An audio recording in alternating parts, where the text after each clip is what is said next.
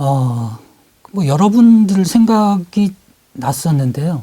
얼마 전에 10월 27일이 신해철님 6주기였지 않습니까? 마왕 신해철. 네, 마왕 신해철님 6주기였고 그거 때문에 닥터 벤데타님이라고 뭐 성형외과 유령 수술로 인한 여러 가지 문제들, 뭐 많은 젊은 분들이 유령 수술로 인해서 사망하고 이런 문제들 지적하신 분이거든요.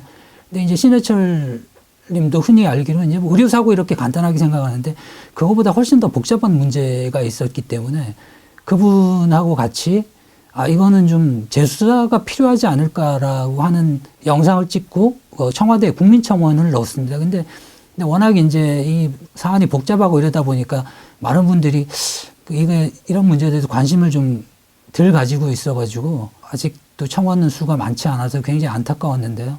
어쨌든 저는 뭐 신해철님하고 2008년도에 쾌변 독설이라는 책을 제가 인터뷰해서 내기도 했고, 인터뷰하는 사람으로서 때로는 인터뷰하는 사람은 어차피 조명을 비춰주는 사람이기 때문에 내가 유령이구나라는 생각이 들 때가 많은데 그래도 그 인터뷰 분이 존중해준다는 마음, 그러니까 그런 표현을 해주시면 굉장히 그걸로 힘을 얻고 그렇게 그 힘으로 쭉 갈 수 있는 부분이 있거든요. 근데 어떻게 보면 어마어마하게 대단한 양반인데 저에 대해서 굉장한 존중을 해주셨어요. 그리고 늘 이 책은 뭐 지승호 씨가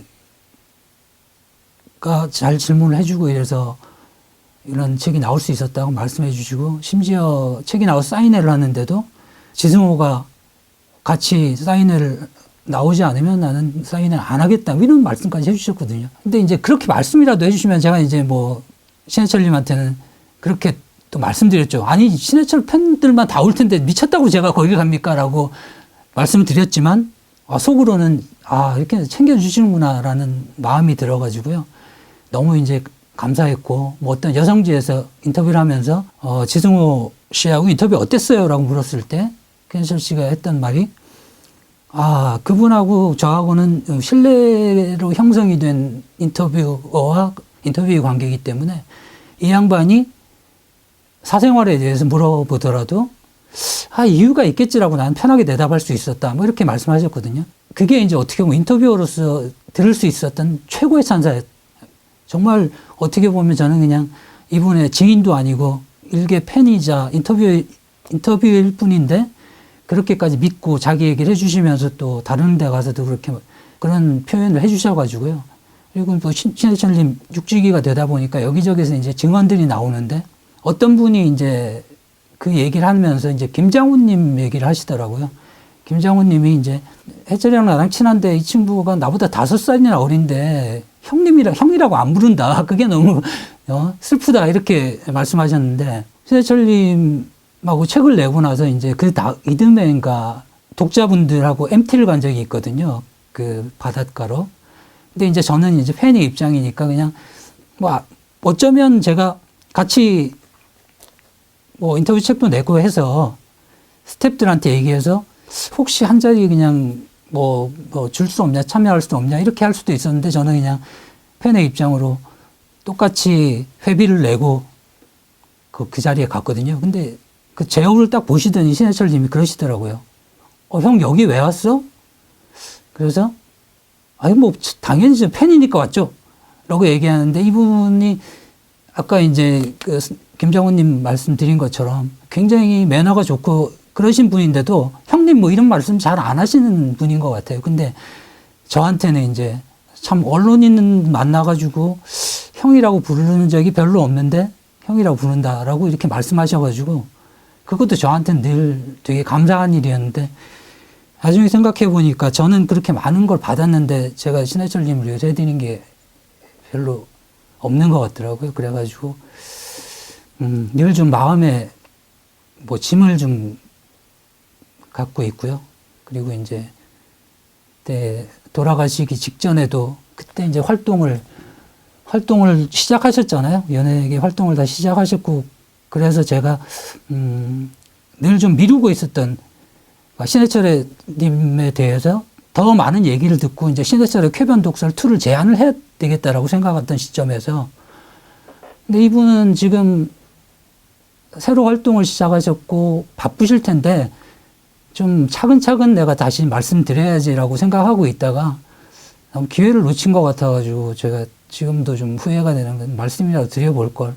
그리고 그 몇 달 전에 이제 저한테 오랜만에 문자가 왔었는데 김장훈님하고 그 이보미 양이 같이 불렀던 그 거위의 꿈을 이분이 프로듀싱을 하셨잖아요. 그래가지고 그 링크를 보내셨더라고요. 그래가지고 그걸 보고 건강은 어떠시냐 그랬더니 그럭저럭이요 이러면서 언제 식사 한번 하시죠. 그 같이 밥 먹으면서 그런 말씀 드리려고 했는데 이제 그게 마지막 문자가 돼서요. 그러니까 뭐 좀 어떻게 보면 제가 좀 성격이 소극적인 편인데 그때 좀 굉장히 후회를 했던. 왜 내가 좀 그때 적극적으로 말씀드리지 않았을까. 그냥 뭐 제가 밥 한 끼 대접해드리겠습니다 하고 만나 뵙고, 물론 이제 바쁘셔가지고 못하더라도, 그래도 어쩌면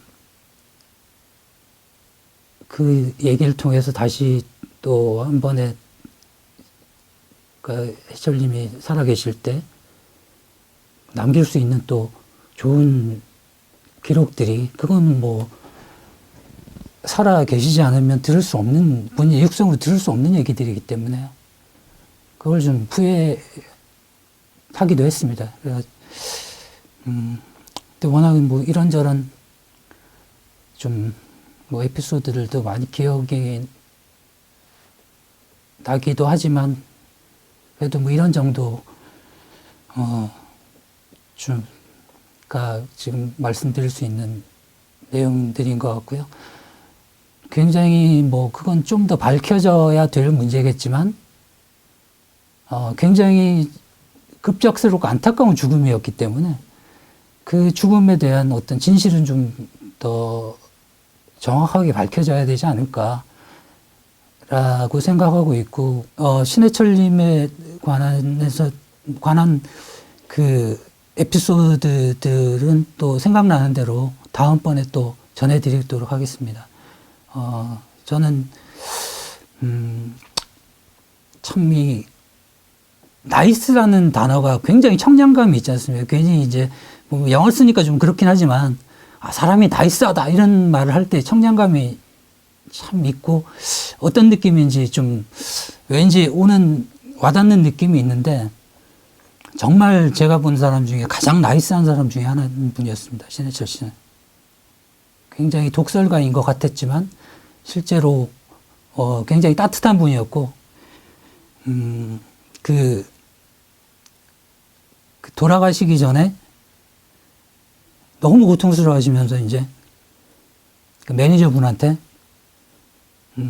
이자가 도대체 내 몸에 무슨 짓을 한 거야 라고 얘기를 했다고 하는데, 저는 인터뷰를 해보고 좀 사석에서 몇 번 뵀기 때문에 이분 말투가 맞거든요. 이분이 막 그냥 뭐 독설가라고 하지만 실제로 욕을 하는 사람도 아니고, 그 토론 프로그램에 나가서도 주장이 쓸 뿐이지 남의 말을 끊거나 상대방을 비난하거나 이런 분도 아니었거든요. 그래서 아마 그 고통스러운 상황에서도 이자가 이게 그분이 표현할 수 있는 최대한의 욕이었던 것 같고요. 그리고 이 육주기를 맞으면서 좀 안타까웠던 거는, 이분을 많이 잊고 있구나. 그래도 더 많은 사람들이 추억하고, 그럴 줄 알았는데, 이게 좀 약간 점점 좀 잊혀져 가는 느낌이 들어서 그게 좀 안타깝고, 좀 더 이분을 좀 더 기억해 주셨으면 좋겠다는 생각이 듭니다. 감사합니다.